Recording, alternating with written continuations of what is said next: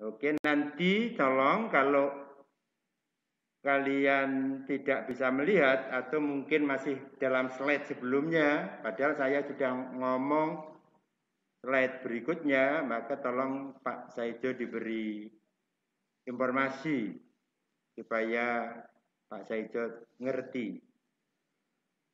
Baik, saya lanjut.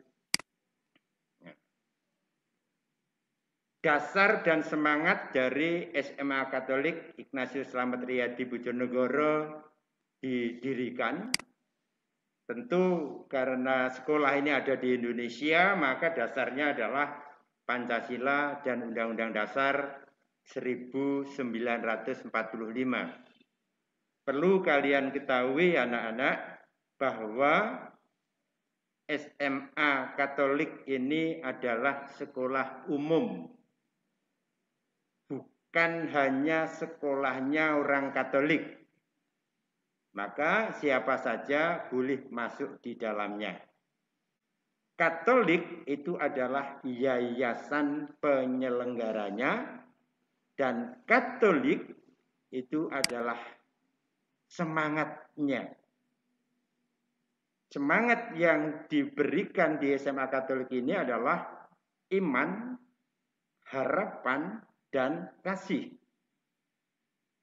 Diharapkan anak-anak yang sekolah di SMA Katolik itu memiliki iman.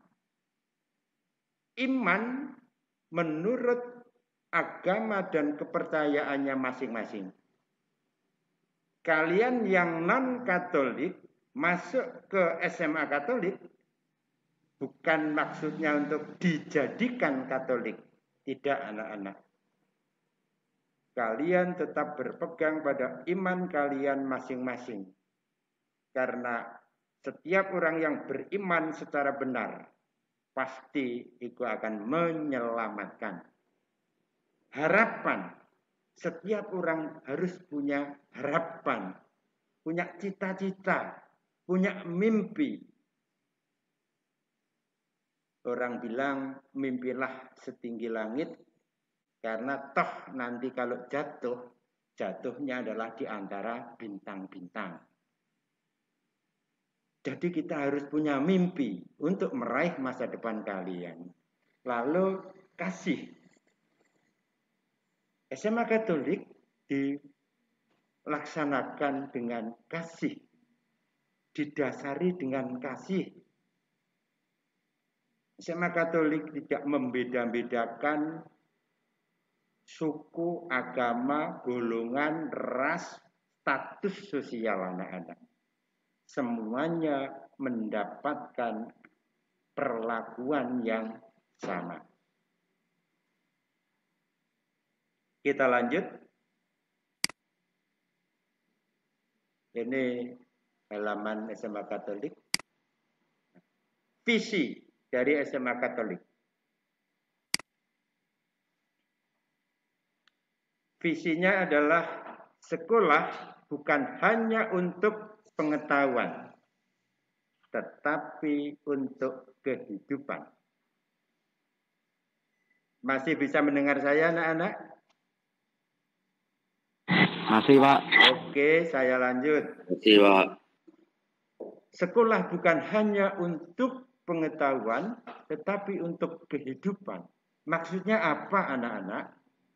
Bahwa sekolah di SMA Katolik tidak hanya semata-mata kalian untuk menjadi pandai. Tidak semata-mata hanya diberikan hal-hal yang bersifat pengetahuan. Sekolah di SMA Katolik akan dibekali pengetahuan, keterampilan, lalu life skill. Supaya apa, anak-anak? Supaya kalian bisa hidup. Jadi sekolah itu tidak hanya untuk pengetahuan semata-mata, tetapi tujuan lebih lanjutnya adalah supaya bisa hidup. Artinya setiap anak, setiap orang harus mampu mengelola kondisi dirinya supaya bisa hidup, supaya bisa menghadapi hidup. Itu maksudnya. Kita lanjut dengan misi SMA Katolik. Misi SMA Katolik adalah mengembangkan keseimbangan yang optimal antara kecerdasan berpikir, ini lebih kepada intelektual, pengetahuan, jadi dioptimalkan kecerdasan berpikirnya,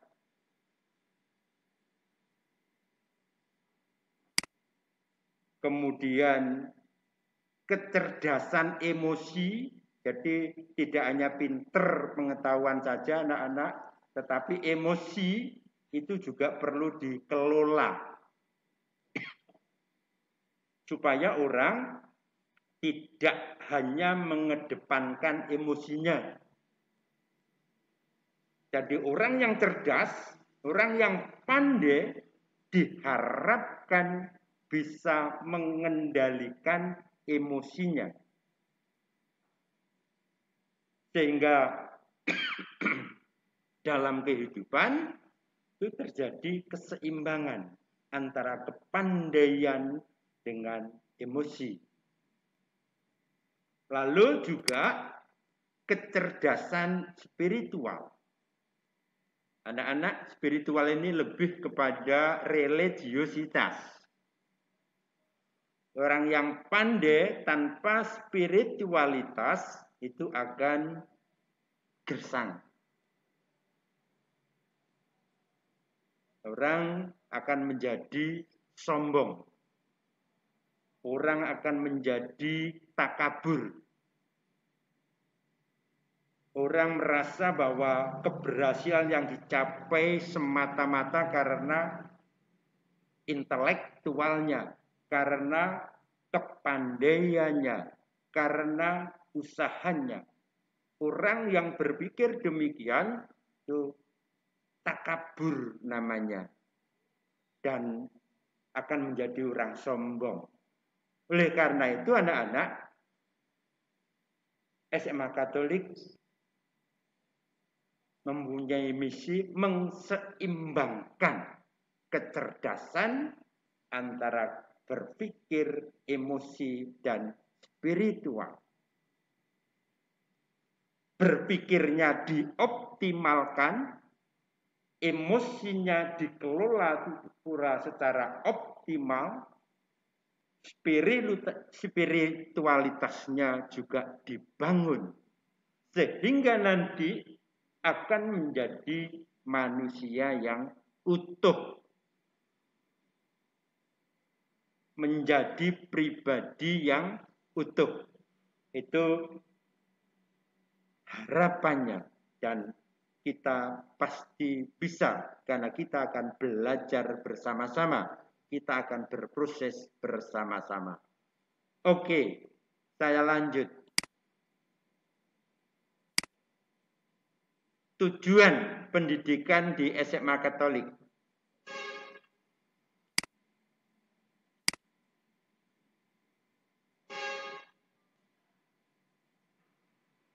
Membekali peserta didik yang bertakwa dan berakhlak mulia. Bertakwa sesuai dengan agama dan kepercayaannya masing-masing. Berakhlak mulia. Akhlak itu apa itu anak-anak? Perilaku, sikap. Sikap mulia. Menghargai orang lain, menghormati orang tua, sopan santun. Dalam tutur kata itu juga ditata sehingga menjadi sopan, menjadi baik.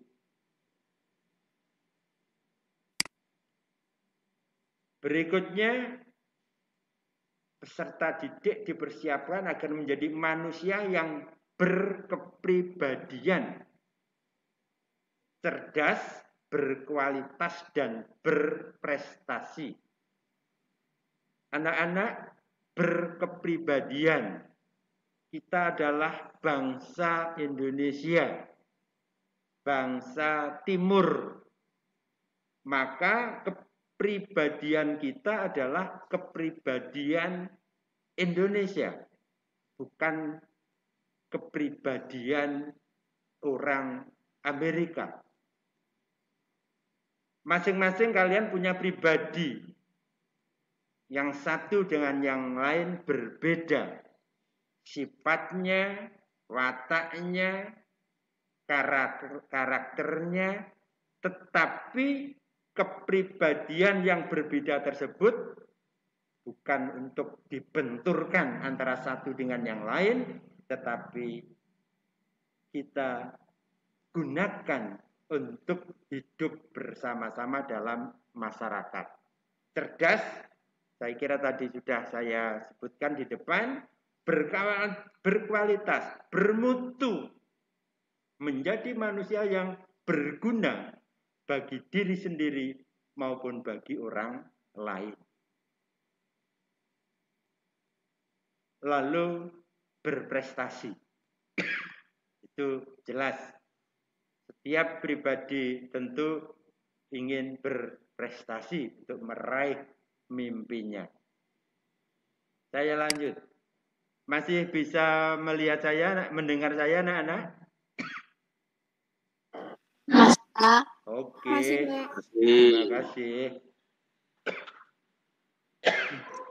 Baik, saya lanjut. Semua peserta didik memiliki keterampilan teknologi informasi dan komunikasi, serta mengembangkan diri secara mandiri. Anak-anak sekarang adalah era digital. Karena itu maka ya mau tidak mau kita harus belajar tentang teknologi. Kita harus belajar tentang komunikasi. Seperti saat ini adalah kita karena masa darurat COVID, maka kita tidak bisa bertemu langsung, kita bisa melalui Google Meet. Ini termasuk salah satu dari teknologi.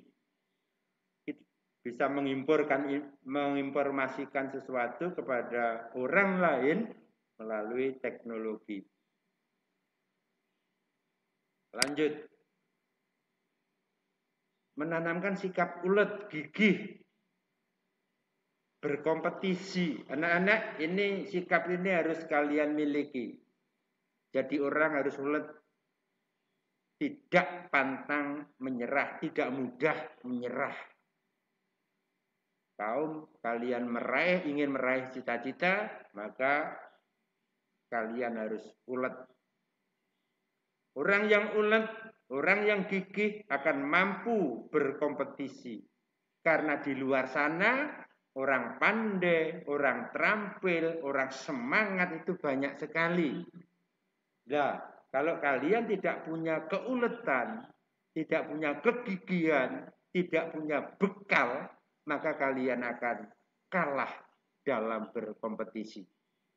Maka sekolah adalah wadah untuk membekali diri menuju masa depan. Dengan ulet, dengan gigih. Jangan mudah menyerah, jangan cengeng dalam menghadapi setiap persoalan. Lalu juga beradaptasi. Anak-anak di Semak ini banyak sekali anak yang tidak hanya dari Bojonegoro, tetapi dari luar pulau. Ada dari NTT, ada dari Kalimantan. Nah, tentu ini lingkungan kebiasaannya berbeda. Makanan barangkali juga berbeda. Nah, ini dibutuhkan kemampuan untuk beradaptasi ya anak-anak. Menyesuaikan diri. Maka diharapkan, maka kita harus mampu beradaptasi, menyesuaikan diri dengan lingkungan di mana kita berada.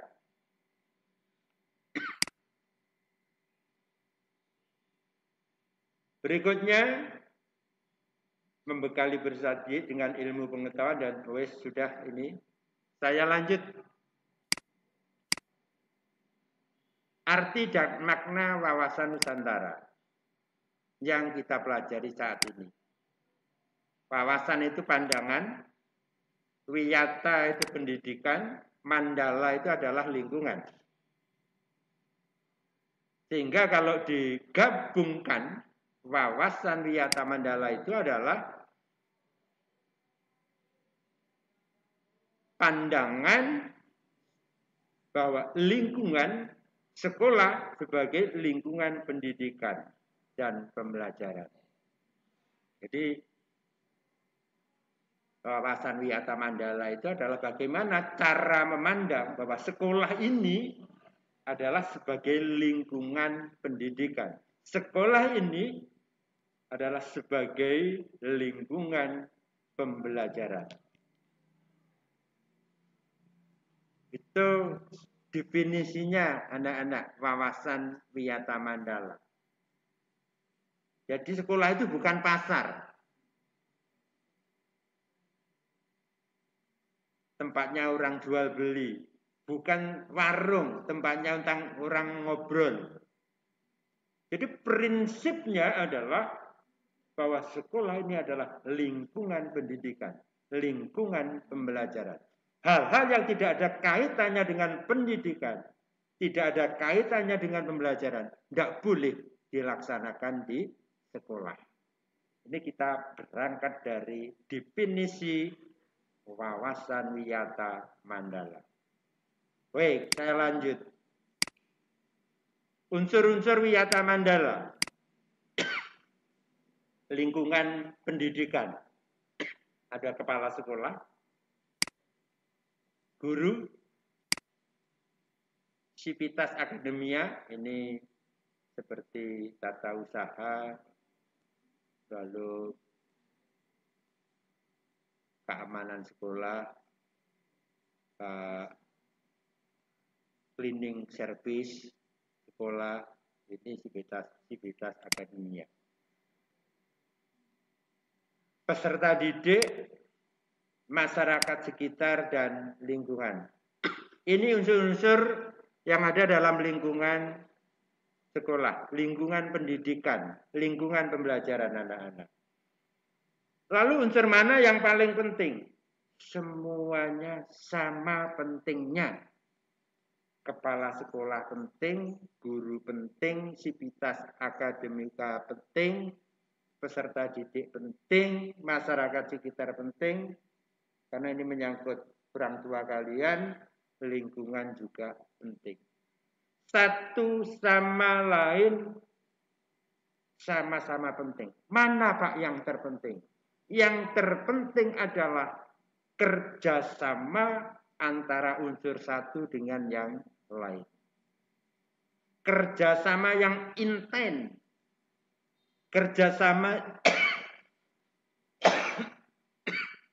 Kerjasama yang sungguh-sungguh baik. Tim kerja yang solid. Itu yang terbaik. Dari antara unsur satu dengan unsur yang lain. Kalau satu saja unsur ini tidak ada, maka akan terganggu mekanisme proses pembelajaran di sekolah ini. Itu unsur-unsur wiyata mandala. Saya lanjut. Sekolah dan fungsinya. Sekolah itu adalah tempat penyelenggaraan proses belajar mengajar. Menanamkan dan mengembangkan berbagai nilai ilmu pengetahuan, teknologi, dan keterampilan. Mengembangkan berbagai nilai. Nilai-nilai kehidupan anak-anak. Nilai-nilai hidup. Bagaimana kita bisa menghormati orang lain, berterima kasih kepada orang lain, membantu orang lain, bekerja sama dengan orang lain, bertakwa kepada Tuhan, dan lain sebagainya. Itu nilai-nilai. Dan nilai-nilai itu wajib ditanamkan di sekolah pada setiap proses pembelajaran. Di samping memang ilmu pengetahuan dan teknologi serta keterampilan ini. Jadi nilai-nilai hidup itu senantiasa ditanamkan dalam sekolah.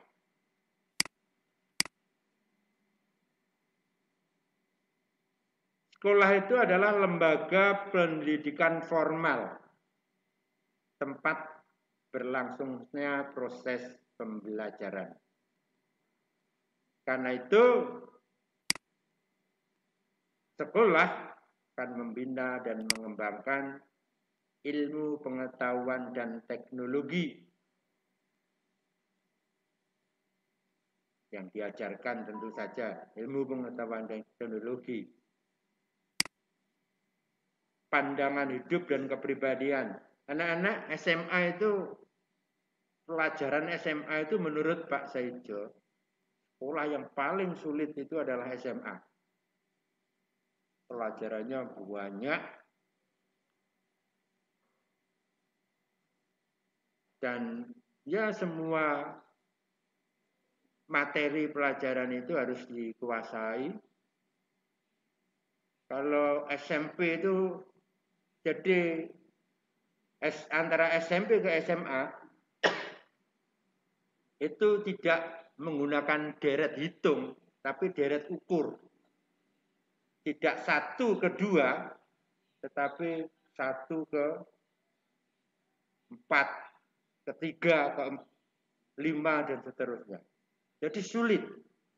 Oleh karena itu, saya minta di SMA, kalian bukan lagi anak, kalian sudah besar, maka belajarnya harus lebih keras dibandingkan ketika SMP. Lalu pandangan hidup, kepribadian. Ini disadarkan. Kalian harus menyadari bahwa masing-masing pribadi itu berbeda. Kehendak kamu dengan kehendaknya temanmu, dengan kehendaknya mereka berbeda. Ini harus disadari sungguh supaya apa anak-anak? Ya supaya kalau terjadi beda pendapat itu biasa. Karena memang karepku, karepmu, karepe mereka tidak sama. Tidak ada 1-2 orang di dunia ini yang punya kepribadian sama. Selalu berbeda. Kalau di kelasmu ada 29 orang, ya ada 29 kehendak. Itulah yang diajarkan di sekolah, supaya yang berbeda-beda ini bisa bekerja sama satu sama lain, sehingga perbedaan bukan menjadi penghalang, tetapi justru menjadi kekayaan.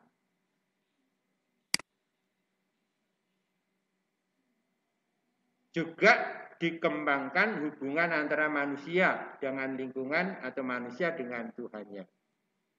Hubungan antar manusia, karena kita manusia itu makhluk sosial, tentu harus bekerja sama satu sama lain, tolong menolong satu sama lain dengan lingkungan. Di sekolah itu yang gampang anak-anak, lingkungan sekolah itu ya ada halaman, ada tanaman, ada teman-teman, ada bapak ibu guru, semuanya adalah lingkungan. Dan menjaga kebersihan kelas, menjaga kebersihan lingkungan sekolah itu adalah salah satu nyata yang kita hadapi sehari-hari. Lalu hubungan dengan Tuhan tentu ini kita kembangkan. Kalau di SMA Katolik pembiasaannya setiap pelajaran akan dimulai dengan doa, dan setiap akhir pembelajaran juga doa. Ini hanya salah satunya saja, bagian kecil untuk meningkatkan hubungan manusia dengan Tuhannya. Tentu kalian kalau di rumah masing-masing setiap hari berdoa, kemudian juga yang Katolik Kristen ke gereja, ke masjid bagi yang Muslim dan lain sebagainya. Itu untuk meningkatkan, mengembangkan hubungan dengan Tuhan. Kemampuan berkarya. Anak-anak kemarin sudah dikenalkan dengan potensi. Semua manusia punya potensi. Jadi kalau kita bicara manusia itu ada kelebihan, ada kekurangan. Nah, apabila kalian mengembangkan potensi, maka kalian akan punya karya, akan mampu untuk berkarya, dan karya ini bisa membuat manusia hidup. Saya lanjut. Masih bisa mendengar Pak Saijo, anak-anak? Halo? Masih, Pak. Oke, terima kasih. Ya. Kita lanjut. Saya lanjut dengan fungsi sekolah.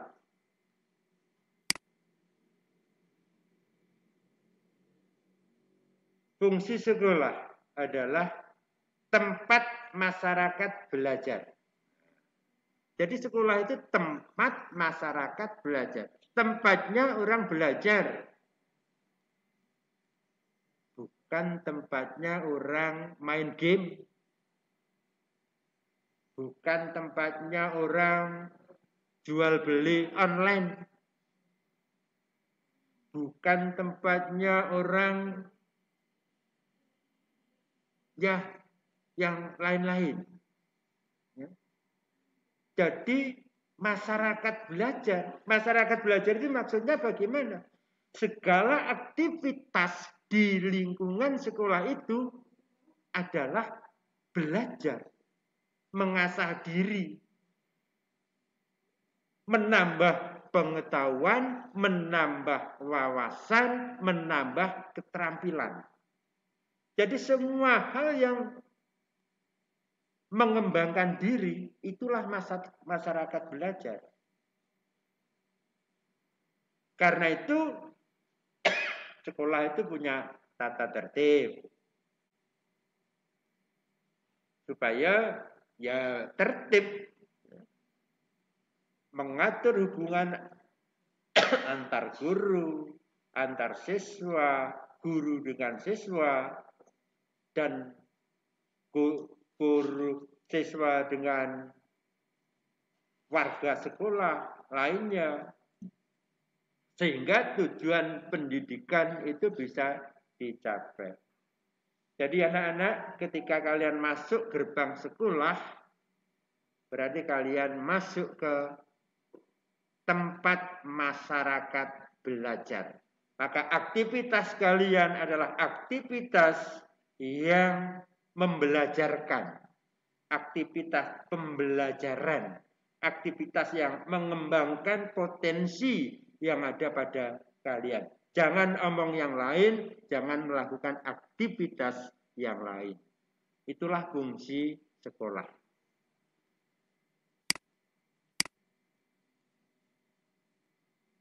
Ciri-ciri sekolah sebagai masyarakat belajar. Ada guru dan siswa. Timbulnya proses belajar mengajar yang tertib. Jadi guru dan siswa itu berinteraksi dalam proses pembelajaran. Itu masyarakat belajar. Ada guru, ada siswa, tapi masing-masing diam. Tidak ada proses pembelajaran, yaitu bukan sekolah, bukan masyarakat belajar. Guru bersama-sama dengan siswa berproses, belajar bareng-bareng, belajar bersama-sama.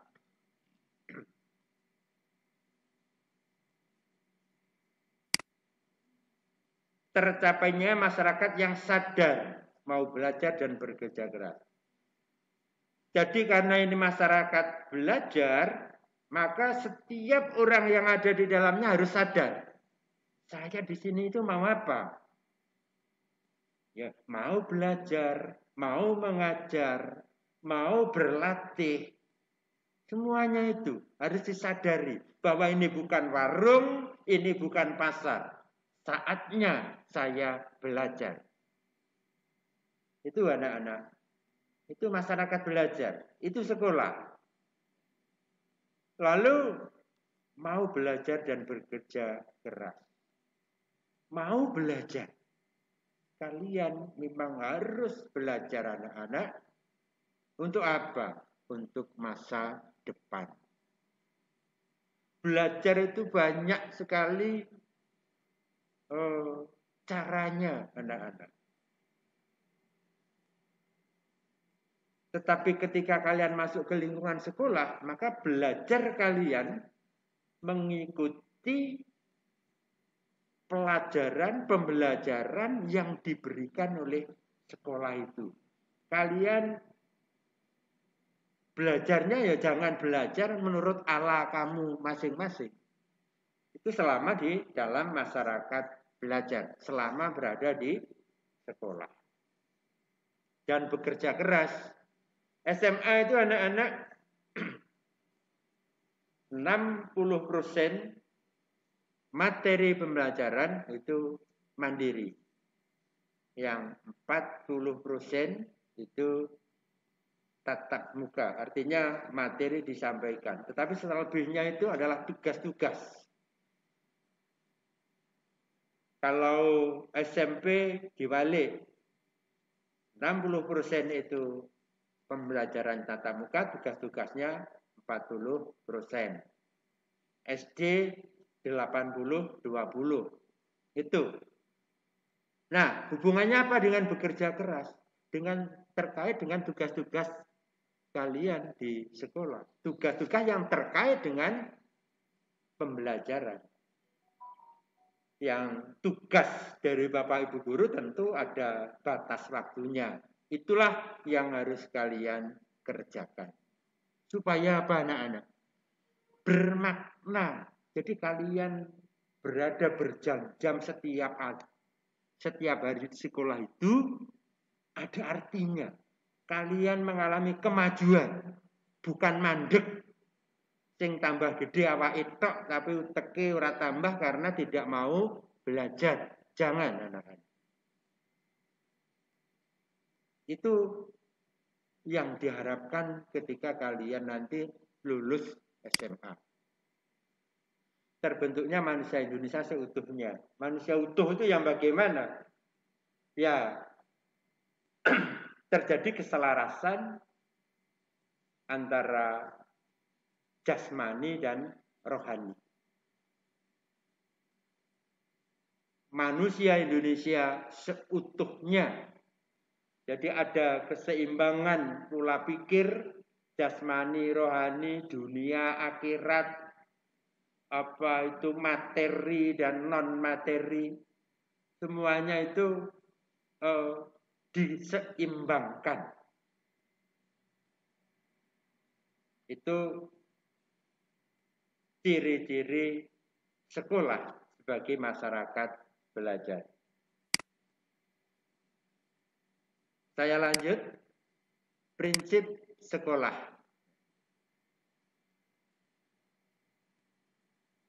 Sekolah itu lembaga yang memberikan bekal hidup, oke, pintas saja. Sekolah itu adalah lembaga yang di mana peserta didik itu belajar di bawah bimbingan pendidik. Nah, ini penting sekali bahwa sekolah itu senantiasa interaksi antara peserta didik dengan pendidik, siswa dengan guru. Kalau itu ekstrakurikuler di luar kelas, ya antara misalnya kalian belajar basket, ya antara kalian dengan guru pelatih basket, antara kalian dengan pelatih tari, dengan pelatih nyanyi, musik, dan seterusnya. Jadi masyarakat belajar itu ada pembimbingnya, tidak sakarpe dewe, tidak seenaknya sendiri. Jadi terpola, terstruktur terhadap apa yang kalian pelajari di sekolah ini. Lalu sekolah juga merupakan pelayan kepada stakeholder, pada peserta didik, kepada orang tua, ayah, bunda kalian, kepada masyarakat sekitarnya. Jadi memberikan pelayanan anak-anak. Merata artinya adil, tidak ada perbedaan antara satu dengan yang lain. Tidak ada perbedaan karena agama, ras, golongan, status sosial, tidak ada. Semuanya adalah sama. Itu prinsip bagi sekolah. Yang satu melayani kepada yang lain. Berikutnya, sekolah adalah lembaga pengembangan bakat dan minat siswa. Tadi sudah sepintas saya singgung. Kemarin tentang bakat dan minat itu sudah dijelaskan oleh Miss Indah. Sekolah lembaga pembinaan potensi di luar inteligensi, ya sama. Inteligensi itu pengetahuan, intelektualitas, ya. Sudah tadi, ini sudah saya sampaikan pada waktu saya menjelaskan misi tadi. Memberikan perhatian serius untuk mengembangkan kemampuan emosional dan sosial. Anak-anak, ya seringkali di antara kalian itu ada yang mengalami masalah emosi, hubungan antar orang tua, anak orang tua, masalah sosial. Nah, ini bisa dikomunikasikan dengan sekolah. Pokoknya anak-anak, kalau ketika kalian ada masalah, ketika kalian nanti sudah masuk dan ada sesuatu yang merasa kalian mengganggu belajar kalian, silakan kalian datang kepada wali kelas, datang kepada kepala sekolah. Maka wali kelas itu adalah orang tua kalian kedua. Maka segala sesuatu sampaikan, nanti diselesaikan supaya apa? Selama kamu berada di sekolah ini tidak ada beban apapun yang bisa mengganggu kalian untuk belajar. Itu prinsip, ya. Prinsip artinya sangat penting untuk diperhatikan. Wahana pengembangan sikap dan watak, dan kaitannya dengan ini anak-anak, kalau kalian nanti bersikap kurang baik, diukur dari sopan santun, norma-norma yang berlaku, maka kalian tentu akan dipanggil, tentu kalian akan dibina. Karena sikap ini harus dibangun, harus dibentuk. Pendewasaan diri tentu.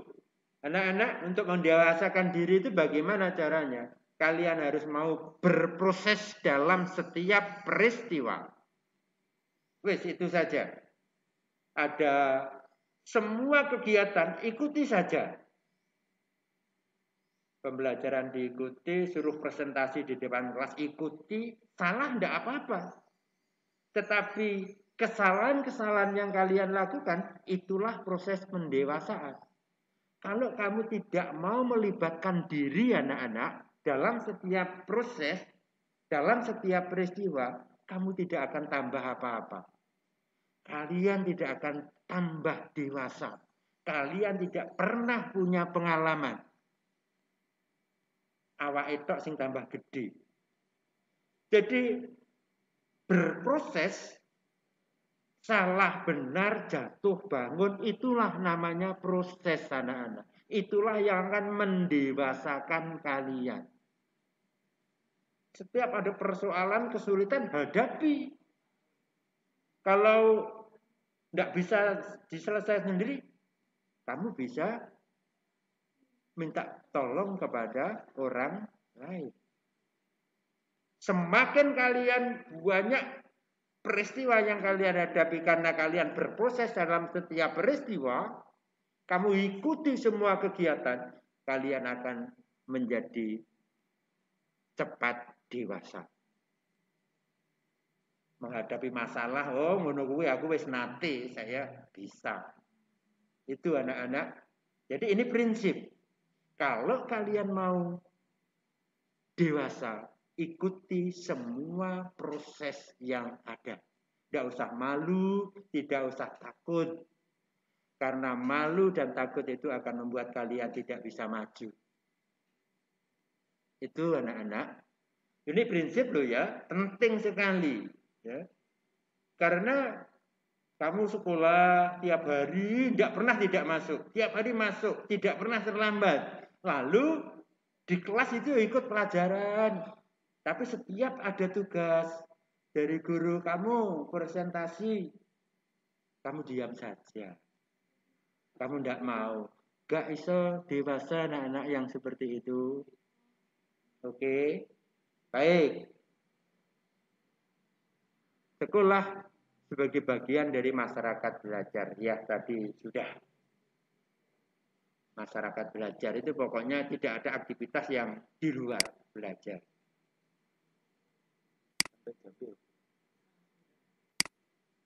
Baik, berikut.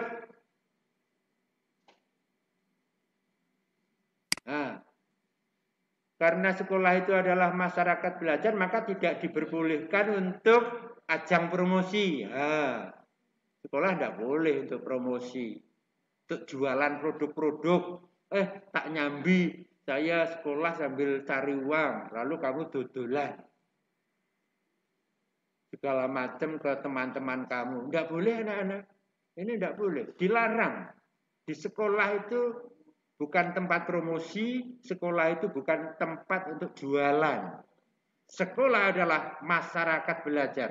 Tempat di mana orang belajar. Jadi supaya diperhatikan. Sekolah merupakan lingkungan bebas rokok bagi semua pihak. Ini yang Pak Saijo itu rokok.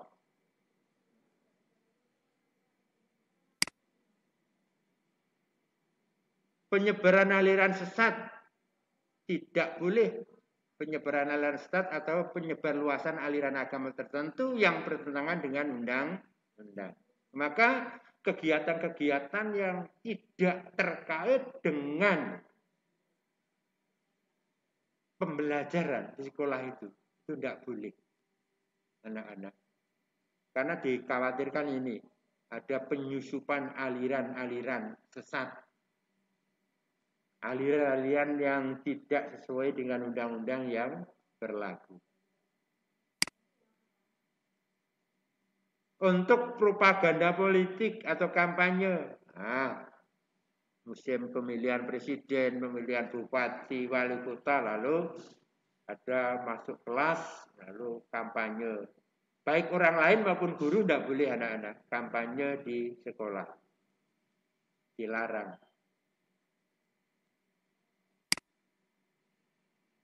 Syuting film atau sinetron. Nah, ini juga tidak boleh. Sekolah tidak boleh untuk syuting film. Kecuali misalnya daerah itu, pemerintah daerah punya misi tertentu untuk syuting film yang terkait dengan misalnya pelestarian tarian daerah, boleh. Jadi harus seizin. Tapi kalau tujuan komersial, tidak boleh. Kalau tujuan komersial, tidak boleh. Kegiatan-kegiatan yang dapat menimbulkan kerusakan, perpecahan, perselisihan, sehingga menjadikan suasana sekolah tidak kondusif. Jadi, ya ini melihat situasi dan kondisi. Kalau kegiatan-kegiatan itu dirasa, dikhawatirkan menimbulkan kerusakan, ya lebih baik tidak. Misalnya mengundang artis dari ibu kota di halaman sekolah, lalu tiketnya dijual bebas, dijual umum. Ini ya bahaya. Karena yang datang itu orang dari mana-mana, dalam jumlah yang banyak, dimungkinkan bisa menimbulkan kerusakan sekolah. Nah, hal-hal seperti itu yang perlu diantisipasi.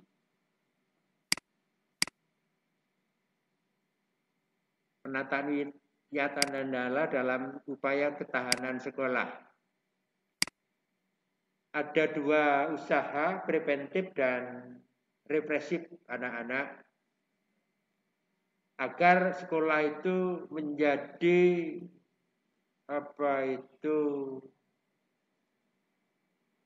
lingkungan belajar yang nyaman. Harus ada koordinasi antara stakeholder, antar warga sekolah, antara kepala sekolah dengan guru, guru dengan siswa, siswa dengan kepala sekolah, dengan sivitas akademik, warga sekolah yang lain. Pokoknya menjalin hubungan yang erat, yang intens antara sesama warga sekolah. Jangan sampai guru mengadakan kegiatan tertentu, guru lain tidak tahu, kepala sekolah tidak tahu. Nah, ini bahaya kalau seperti itu. Maka koordinasi dan konsolidasi itu sangat penting antar warga sekolah. Melaksanakan tata tertib sekolah secara konsisten dan berkelanjutan. Anak-anak, kalau kalian menghadapi tata tertib atau peraturan sekolah, itu kalian terima sebagai kewajiban. Jangan kalian terima sebagai paksaan. Misalnya masuk jam 7 itu sudah harus berada di lingkungan sekolah karena bel dibunyikan lalu gerbang ditutup. Yaitu yang harus kalian lakukan karena kalian adalah warga sekolah. Sekolah itu adalah masyarakat belajar. Maka harus diusahakan. Rumahnya jauh, lalu segala macam 1001 alasan itu bisa dibuat, dan itu bisa kalian atasi karena kita adalah pribadi yang mandiri, pribadi yang bertanggung jawab. Harus kita atur semuanya itu. Yang penting jam 7 sudah sampai ke sekolah. Mbuh piye carane? Itu yang tahu persis kalian, yang mengatur kalian, yang mendewasakan diri kalian adalah kalian sendiri.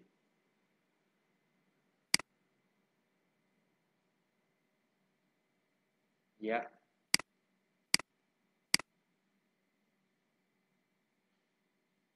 Ya ini penyuluhan maksudnya itu kalau ada yang bermasalah, di antara kalian ada masalah, orang tua akan mengundang, sekolah akan mengundang orang tua kalian.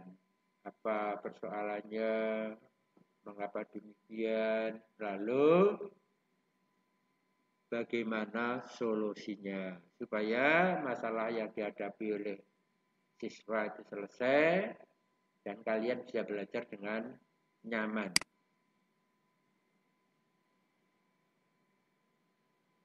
Pembinaan kesadaran hukum bagi siswa biasanya ini dalam secara periodik itu mendatangkan dari Polres atau Polsek untuk sosialisasi tentang peraturan biasanya lalu lintas. Keimanan dan ketakwaan, etika, bermoral Pancasila, oke.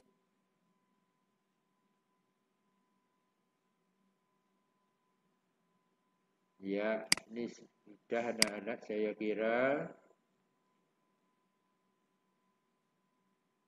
Karya wisata kalau memungkinkan, karena 2 tahun ini pandemi ini tidak memungkinkan untuk itu.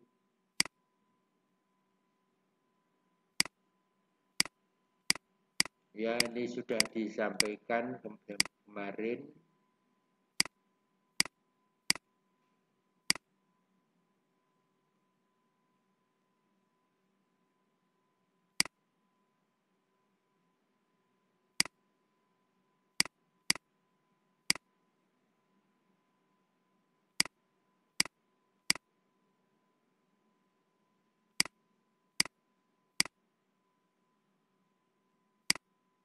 Jadi dalam menyelesaikan persoalan yang ada di sekolah yang dihadapi oleh siswa itu bisa secara preventif itu pencegahan. Jadi kalau ada segala sesuatu akan diadakan pemanggilan. Lalu represif itu akan ada teguran, peringatan kepada yang melanggar. Saya kira itu anak-anak materi dari Pak Saijo. Selanjutnya tugas akan Pak Saijo share ke grup kelas kalian. Ya. Jadi kalian nanti masuk ke link ini, tapi nanti di grup akan saya share tokennya WWM 2021.